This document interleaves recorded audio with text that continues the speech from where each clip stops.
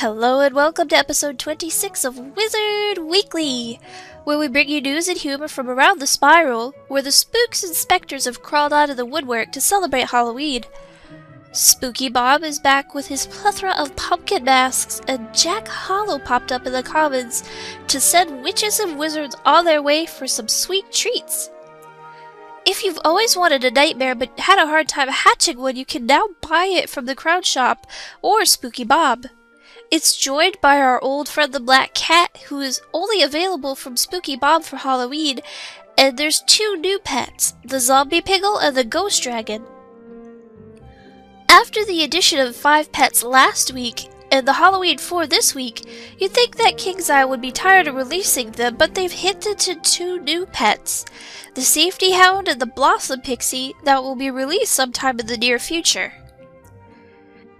Maybe they'll be snuck into the crazy amount of contests being held on Wizard 101 and Wizard 101 Central, where this week alone 5 separate contests have begun. You can decorate your home, yard, or dorm room to win a mysterious mount or pet yet to be released to the spiral, a Halloween-related pet, and some crowns to boot. There's a hand-drawn Halloween contest for those artsy wizards starting today, October 8th, and there will be a computer graphic contests as well. Not into art and decorating? Starting tomorrow, the Wiki Masters will be hiding around Wizard City, and if you track them down, you can walk away with your fair share of treats. All of these contests and more can be found by clicking the Halloween contest link below the video. Finally, to help you get your costume ready for All Hallows Eve, King's Eye has started a Gear-a-Palooza sale where you can buy outfits for up to 50% off. You can also get a free Barbarian outfit to decorate for yourself on the official Wizard 101 website. You can also get there via the Loggy Itty Thingy. Aren't my technical terms great? Finally, if you listen to Ravenwood Radio, they just posted their 50th episode on October 5th. Congratulations, guys! Here's hoping to 50 more. The Halloween madness has bled over into the Power Pip, where Wizard Central is hosting several different Halloween-themed tournaments, including a pet derby where only the dead may enter. The Topsy-Turvy tourney is coming to an end, so I can stop torturing you with my terrible tongue twisters. Aaron Legendblade, Arc Warrior, Celtixes, and Digby Strongheart are going head-to-head in the arena to fight for the first prize of 60,000 crowns and the Topsy-Turvy Tourney Champ title. This week in Better Homes and Gardens, we've got something to learn in Taylor Lifeheart's Marleybone Wizarding School for the Magically Gifted. It looks as though school is out for today, and all her pets and students are waiting for the bus in front of the greenhouse, which is built around a great willow that's been there since before the school was founded. Some choose to relax a bit in her restful Zen garden, where you can let the scent of the flowers take you away. Just make sure you're sniffing the right ones though, as this is also where she grows some of the herbs she uses for her potions class, and heaven help you if you get a nose full of frog's wort. The front door was pretty jamming with students leaving for the day, so I snuck in around the side and got right into Taylor's bedroom and crafting area, where she plans her lessons or just patches up holes from a potions class gone wrong.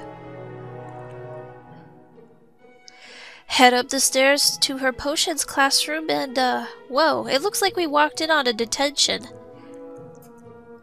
Off in the corner is her potion station with all the ingredients and tools her students will ever need, as well as a smoking hole in the floor where something obviously went awry. After another explosive class, students who aren't quite ready to go home yet can head down the stairs to the cafeteria to grab a shake and fries, and where the teachers can just put up their feet after a lengthy lesson. While the teachers are putting their feet up, we'll be getting down with an interesting glitch this week. We'll be sinking items through the floor.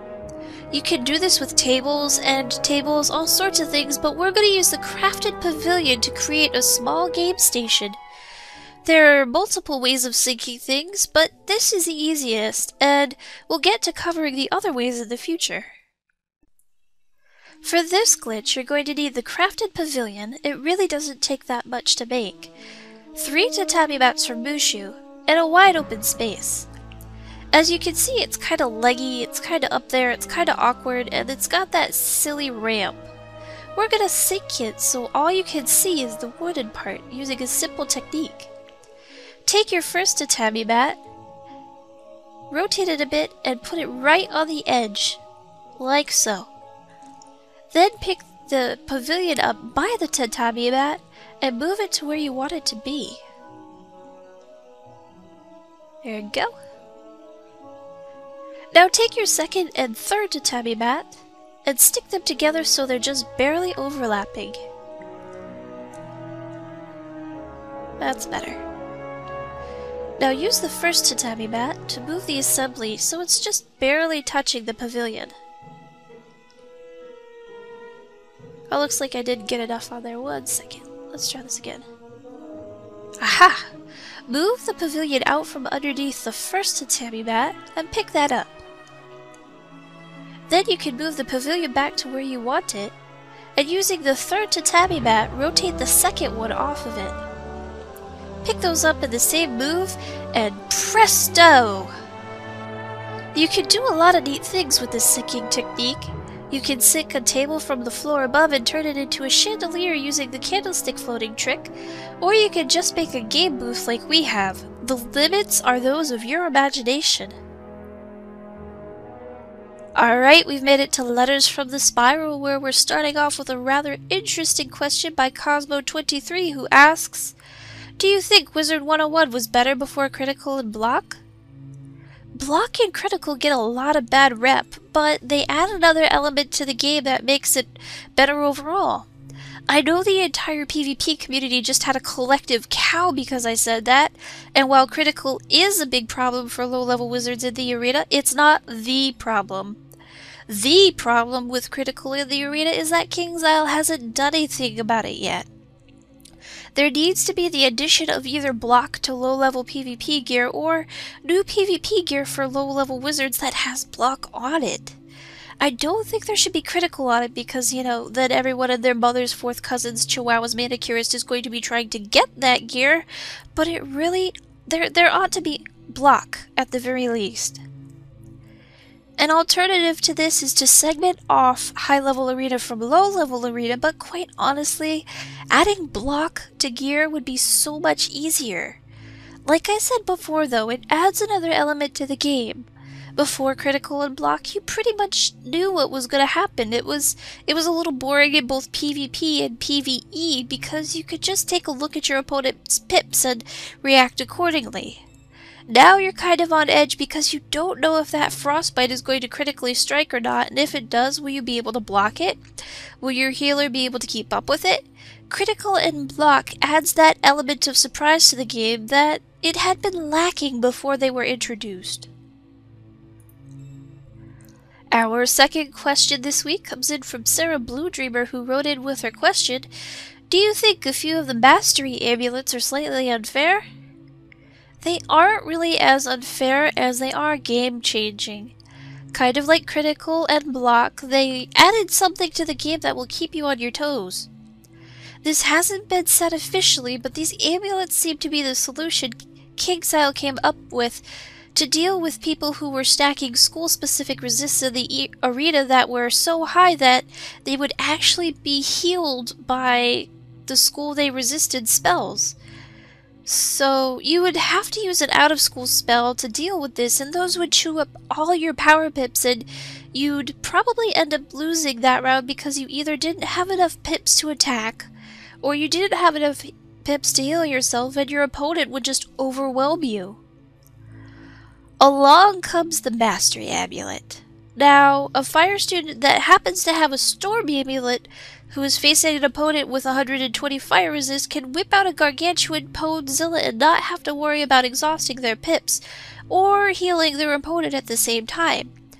The Life Student is a bit of a different story. The Life Amulet is a bit of a different story, but it's not as crazy powerful as some people seem to want to make it out to be. A wizard from another school wearing a life amulet isn't going to be able to heal as effectively as a life student because they don't have the gear or the power pips for it. It's merely a tool to help them stay in the game longer, and more often than not, if you're facing someone with a life amulet, you already have the tools, infections, and dispels to be able to counter that. Our last question this week comes in from Valdis Deathheart, who wants to know, can you tell me how you got Henry? When I was a wee wizlet, I lived with my parents in Mushu, and we had a nice little garden, and though I probably did more harm than good, I used to love helping my dad take care of it. One day, I was going into the garden shed to get a shovel, and lo and behold, there was the largest life scarab I had ever seen. I screamed, it screamed, and I smacked it about halfway across the yard with a shovel. My dad came over to see what all the yelling was about, and boy, was he mad. He said that having a life scarab in your garden was good luck, and he made me take care of it while all the damage I'd done healed. After he was able to walk and eat on his own, I kind of became his pet. Actually, Henry is a second-generation life beetle. I got his dad Tucker from the Plague Oni when I was farming him for something else, I forget what, and he happened to drop. He didn't really have any good stats. I think I got life gift and some selfish talents, so I hatched him with my third-generation Mushu spider and ended up with Henry. He's a pretty good beetle, not as good as his grandson Cooper, but he kind of became my official, unofficial mascot, so even though I don't have him on me all the time, I at least have him with me. Alright, that's all for this week's Wizard Weekly. Thank you for watching. I hope you were able to understand my zombie speak, and I hope to see you again next week. Happy weekend, everybody! Hey guys, it's Foddy. Sorry Wiz Weekly was so late. If you don't follow Central, or if you haven't caught on in the last 11 minutes of my bantering, I've got a really nasty head cold. So, yeah, that's what caused the delay. I hope everyone really has a terrific weekend. Thank you all for your get well wishes. I think I'm going to go crawl back under the covers now. Bye-bye!